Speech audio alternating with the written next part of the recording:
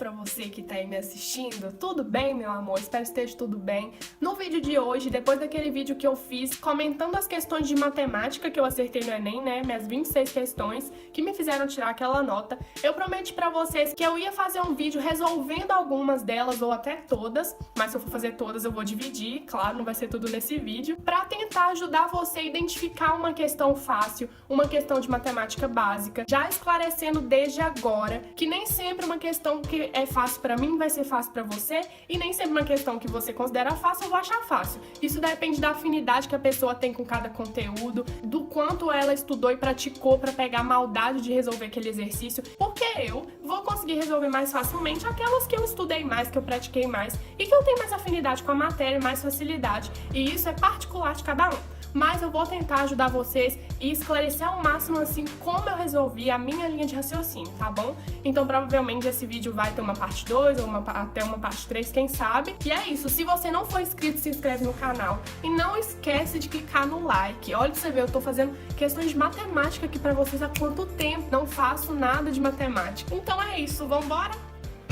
Então, gente, a primeira questão que eu acertei foi a 136, lembrando que a minha prova é a prova rosa, então caso você vá pegar para conferir, para fazer, pegue na internet a prova rosa. A primeira questão é essa aqui, e é uma questão de proporção, sem envolver nenhum número. É basicamente interpretação da fórmula de inversamente diretamente proporcional. Então vamos resolver. Ele começa falando aqui da fórmula da força gravitacional que a Terra exerce sobre um satélite. E aí ele dá a formulinha. A força é igual a uma constante multiplicada pela massa do satélite dividida pelo raio ao quadrado. Então, a força é diretamente proporcional à massa, ou seja, quanto maior a massa, maior a força, e inversamente proporcional ao raio. Quanto maior o raio, menor a força. Aí ele vai e fala que tem 3 satélites e dá o plano cartesiano aqui, onde tem aqui a indicação de raio do satélite e de massa. E a pergunta final, ele pede uma espécie de comparativo entre a força exercida em C com a força exercida em A, com a força exercida em B, enfim. Como que a gente começa? Vamos fazer a análise de um por um. Primeiro, eu vou analisar o C, que ele já me chamou a atenção aqui. FC é igual a K vezes M sobre raio ao quadrado. Nesse caso aqui, o raio de C é grande e a massa dele é pequena. Então, ó, o raio dele é grande. Se o raio de C é grande e a força é inversamente proporcional ao raio, a força exercida em C vai ser pequena. Então, já temos esse dado. A força em C é bem pequena. Agora, vamos para o outro extremo aqui. No caso do B, quem é grande é a massa e o raio é pequeno. Então, vamos lá para a fórmula. Força exercida em B é igual a uma constante, a gente desconsidera, né? Porque não vai fazer diferença aqui na nossa interpretação, vezes a massa sobre o raio ao quadrado. Então, se a massa de B é muito grande, a força exercida em B também vai ser muito grande, porque a força é diretamente proporcional à massa. Então, já sabemos que a força exercida em B é maior que a força exercida em C. E o a massa dele e o raio estão bem equilibrados aqui. Então, já dá pra gente supor que ele vai ficar ali na metade do caminho. A força exercida nele vai ser maior que a força exercida em C, porque a de C tem um raio muito grande, então isso desfavorece ele, mas vai ser menor que em B, porque como o B tem a massa muito grande, a força vai ser muito grande também. Então o A fica ali na metade. Aí agora, as pessoas podem fazer confusão na hora de marcar, por causa desses sinaizinhos aqui, do menor, do maior. E vamos direto para a resposta certa, ó. A força exercida em C é a menor, então o sinal de menor vai ficar para o lado do C, que a força exercida em A, porque o A está aqui no meio do termo, no meio do caminho, não tem uma massa muito grande, nem um raio muito grande, então está no equilíbrio, que é menor que a força exercida em B, que vai ser a maior de todas. Deu para entender? Então essa é a resolução da primeira questão, letra E. A segunda questão que eu acertei foi a 137, que é essa aqui. Ela começa falando que existem 3 tipos de prata baseado na composição de cada uma. São elas a prata 975, a prata 950 e a prata 925. E aí ele explica, lendo o textinho da questão, que a prata 975 significa que são 975 gramas de prata e 25 gramas de cobre a cada 1000 gramas totais dessa prata. Então, é meio que a pureza da prata. Quanto mais prata ela tem, mais pura ela é. Então, nesse caso aqui, ó, a pureza vai do 975 ao 925, sendo essa mais pura e essa menos pura. 950 são 950 gramas de prata para 50 gramas de cobre a cada 1000 gramas totais dessa prata. E a 925 gramas de prata, 75 gramas de cobre a cada 1000 gramas totais. Aí ele fala que um ourives, que é um profissional, né, que faz joias, essas coisas, ele tem 10 gramas da prata 925 e ele deseja obter 40 gramas da prata 950 para poder fazer uma joia lá. Então, ele quer saber quantos gramas de prata e de cobre devem ser fundidos a esses 10 gramas da prata 925 para poder ele conseguir obter 40 gramas da prata 950. Essa questão é bem confusa, eu entendo se você estiver achando confusa, porque ela é mesmo. Vamos começar do que ele quer. Ele precisa de 40 gramas da prata 950. Se a cada 1000 gramas da prata 950 eu tenho 950 gramas de prata, a cada 40 gramas dessa prata, que é o que eu tenho, eu vou ter quantos gramas de prata? E aí a gente vai fazer uma regra de 3. Aí a gente já corta e corta aqui, corta e corta aqui. Se você não cortar e não gostar de fazer isso para confundir, não precisa, tá? Só resolve a sua regra de 3 normal. 4 vezes 95 dão 380.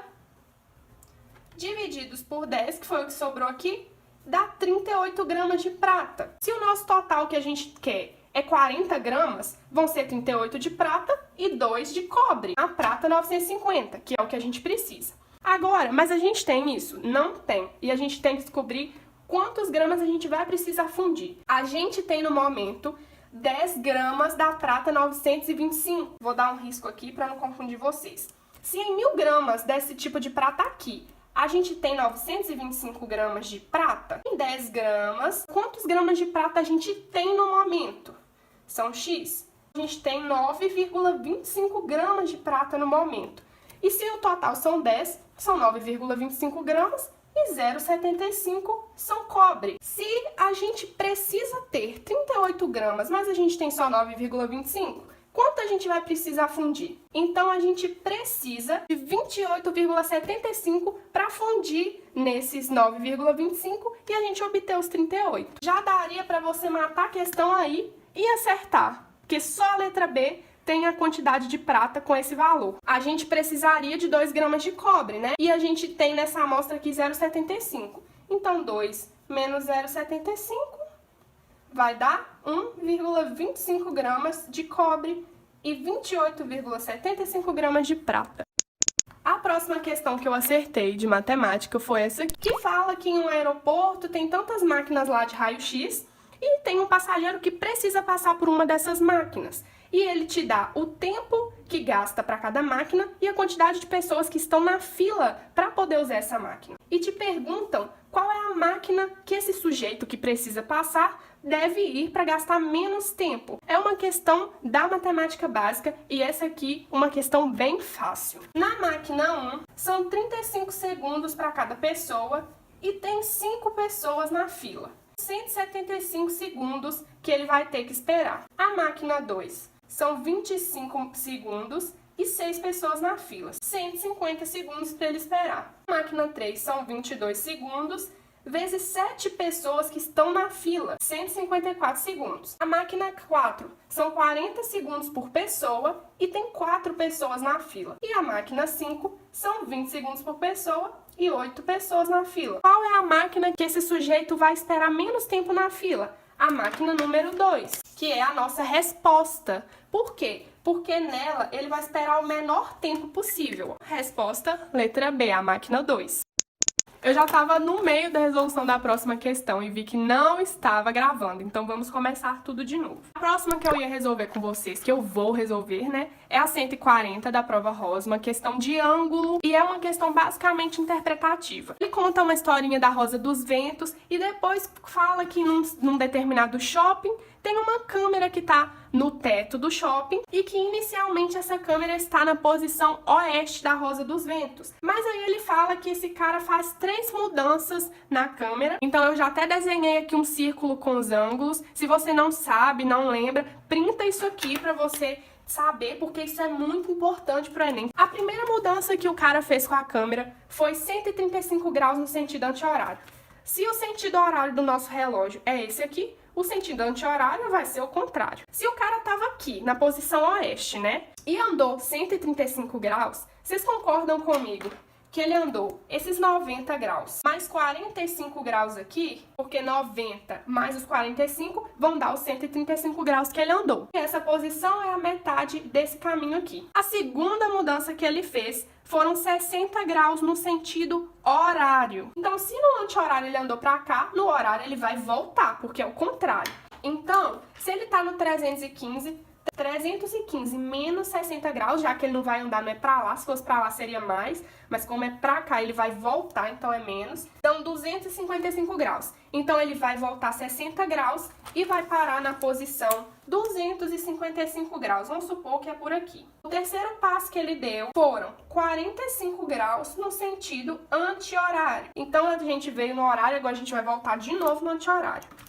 Como ele tá no 255 graus mais 45 graus vão dar 300. Então, ele vai voltar e vai parar na posição 300 graus. Ele já fez as 3 movimentações. Tá falando aqui que após a terceira mudança, ele é orientado a reposicionar a câmera com a menor amplitude possível, fazendo o menor ângulo possível no sentido noroeste. Justamente esse aqui. Qual a mudança no sentido o controlador precisa fazer para poder reposicionar a câmera até o sentido noroeste? Se ele está aqui no 300 graus, ele está mais perto do 270 do que do 360, vocês concordam comigo? Se ele andar para o sentido anti-horário, ele vai ter que fazer 180 graus, que vai ser aqui do ponto noroeste, que é bem aqui no meiozinho, até o outro ponto aqui, que é 315 graus, mais os 15 graus, porque ele está na posição 300. Mas se ele for daqui para cá, ele vai fazer menos que 180 graus. E aqui são 90 graus.